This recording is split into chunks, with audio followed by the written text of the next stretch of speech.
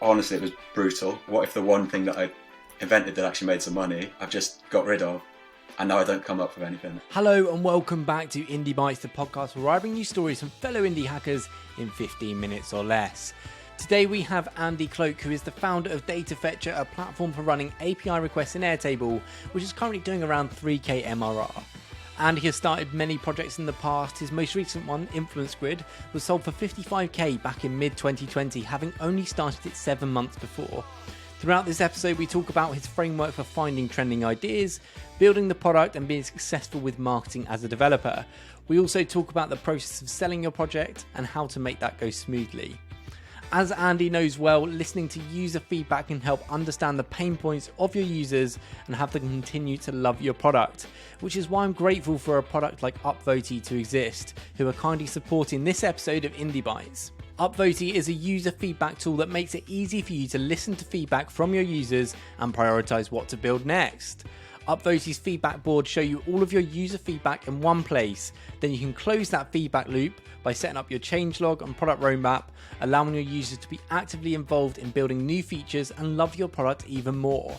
If you want to give it a go, Upvote has a 14-day free trial and 10% off any plan with the code IndieBytes. Head to upvote.com or check the link in the show notes to start your trial. You can also find an extended conversation on the Indie Feast membership, where we go into more detail on Andy's background, his fails projects, and his recipe for success as a bootstrapper. Andy, welcome to the pod. How are you, mate? Yeah, good, thanks. Happy to be here. Let's get to know you a little bit more. What's your background? So I started working as a developer in 2017 and then started doing projects alongside my contract work. So the first of those was a football site called Kabushi.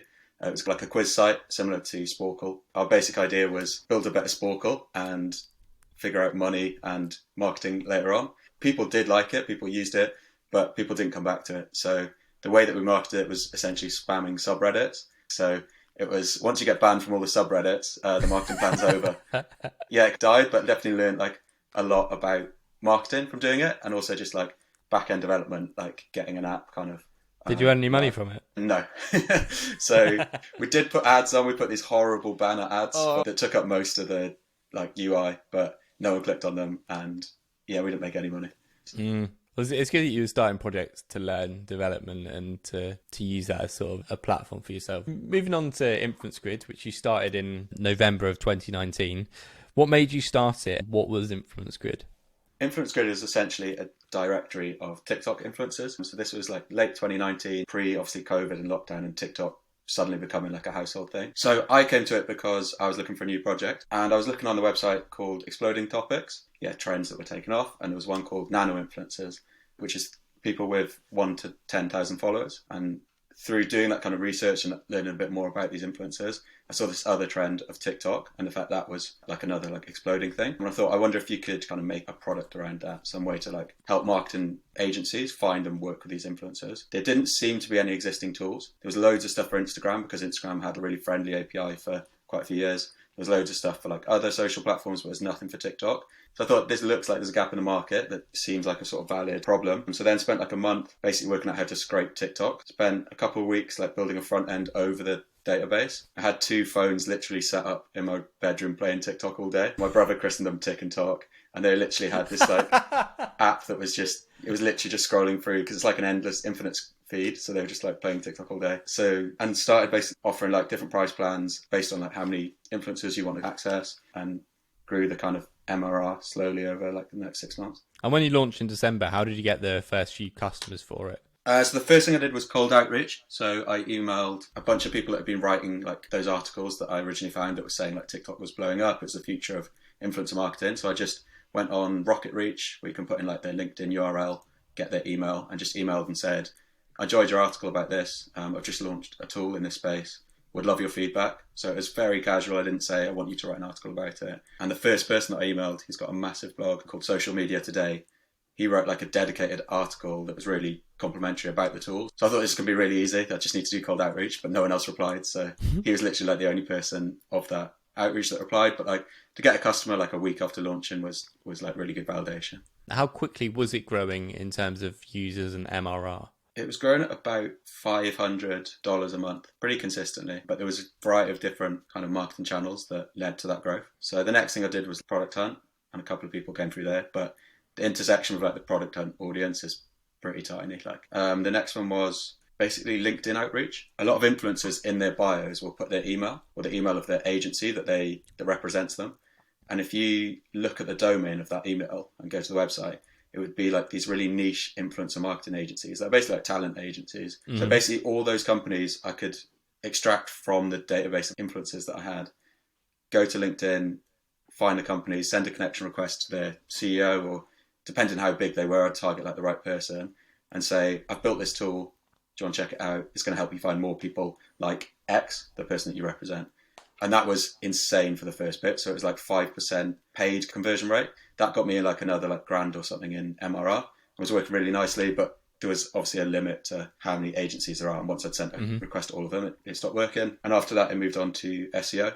So that was stuff I put in place like right from the start, but it didn't kick in for 3 or 4 months because SEO never does, which was a mixture of programmatic SEO. So doing like the nomad list thing of having all these long tail landing pages. So basically like top TikTok influencers in Argentina or in United Kingdom or whatever. And so they were just like hoovering up these long tail words, which none of them really had much search volume, but the search volume went up as TikTok went up and there's very little competition.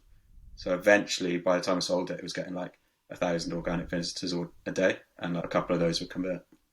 Yeah, and you mentioned you sold it. How did that come about? Was it your goal at the start to start this project and sell it, or how did it come about? It definitely wasn't my goal at the start. The goal at the start was just, make some sort of project that makes some money. And so anything else was a bonus. I mean, the other goal was to learn a bit more about SEO because I kept reading, this is just like the way to grow a business long term. So achieve those two things. But the problem with it is just the fragility of building a business on scraping. At any point, and if it got to any sort of size, TikTok could have just come in and shut it down. So it always felt like it was a bit precarious. So that's why I started like looking at selling it.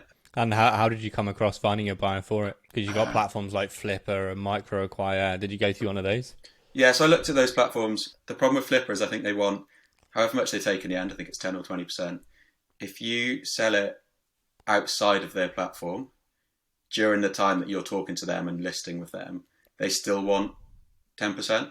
The other platforms like FE International want you to have been around for a year before you list on them, so you've got a year of revenue. MicroAcquire I did list on there, but didn't really get any serious offers for it. So the other way I did was just posting on LinkedIn, posting on Twitter, Indie Hackers, Hacker News, and basically just a post saying, I'm selling this is what the MRR is, here's my email, and just waiting for people to come in. And then basically what happened is everyone emailed like a very similar set of questions. So what's the tech stack? How have you grown it? Why are you selling it? And so I basically got all those questions, wrote them into like a Google Doc, and just like a pretty open, because I'd been open about the metrics the whole time. So I just basically brain dumped like everything about the project into this Google Doc and then shared that link.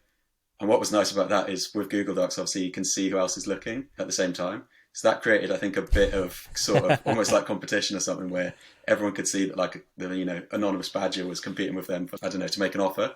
So then offers came in like fairly quickly after that. Through speaking to a couple of people like Flipper and FE International stuff, they'd given me some like rough valuations. If it's not a strategic thing, the multiple is usually like 3 to 5 annual revenue. It also had all the risks that I mentioned about being shut down and stuff like that. So I knew that although some people are saying, you should be getting like 250 grand for this, I knew realistically it was going to be more like 40 to maybe 100 at the top. And so that was where my thinking was. The other factors that obviously affect it, do they want you to stick around at all, or do they want to pay up front? So like most of the offers that came in, 10 or 20% up front, and then not that I had to be involved, but you'd get paid a percentage of the revenue for the next year. Payout. And I didn't see any point in doing that because my whole reason for selling was to de-risk. So I wanted all the money up front. So that also reduced the total price.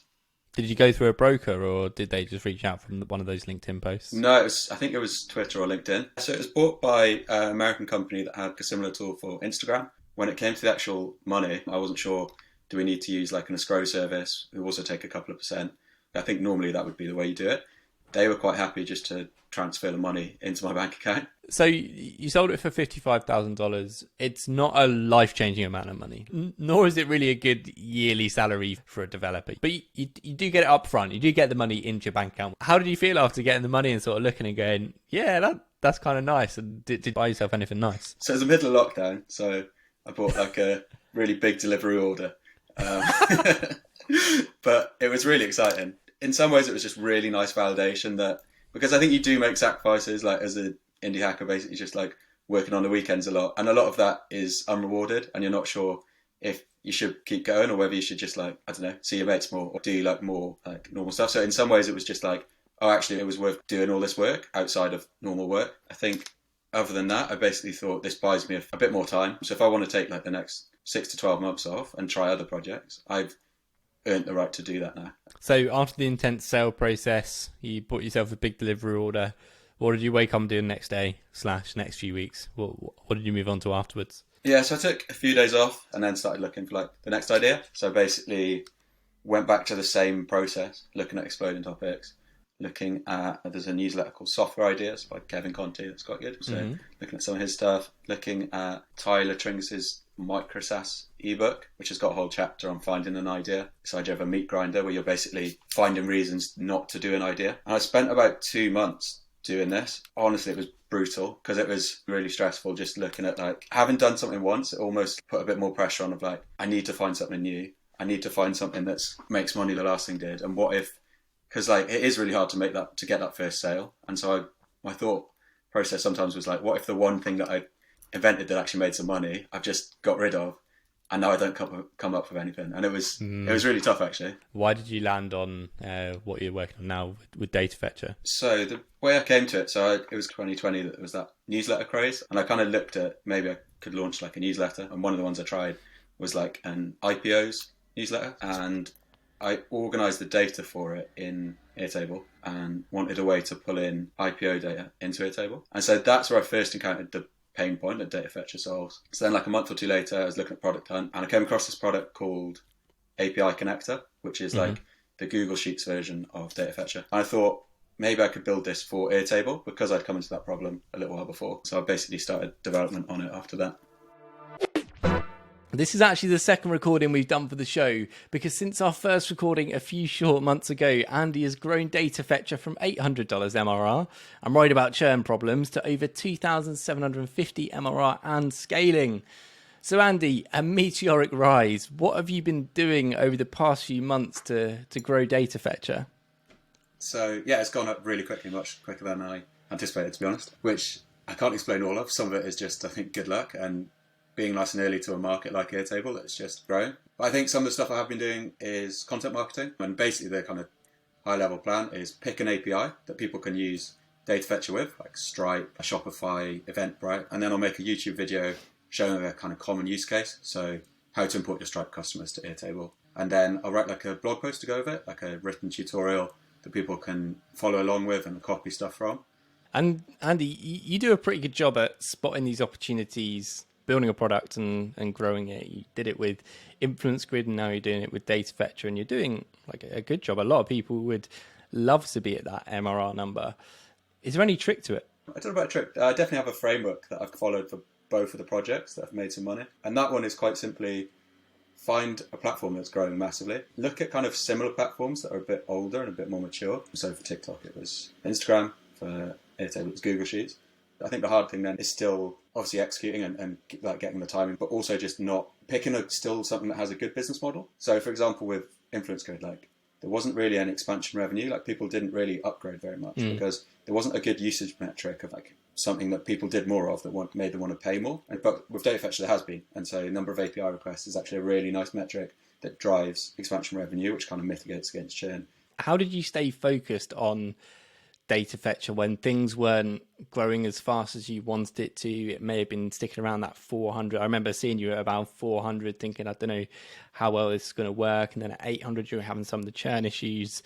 How have you stuck with that and not got distracted by other shiny object ideas? Yeah, it's definitely tough at points. So one thing is just being in Weekend Club, the like bootstrapping community in London, and just speaking to people through there when you're at the low points, just having people that you can reach out to and be like, is this going to work? I think the other thing is just that actually getting something from 0 to, say, 500 MRR, that's probably the hardest bit. Because getting that first paying customer and then the first 10, 20, that's really difficult. So actually getting to there, if you can do that, you can probably grow it beyond that. And having done that, I've not really been too distracted. And now I don't even really think of new ideas that much. I'm mainly just thinking of new features, new marketing channels, and actually just trying to double down on what is working.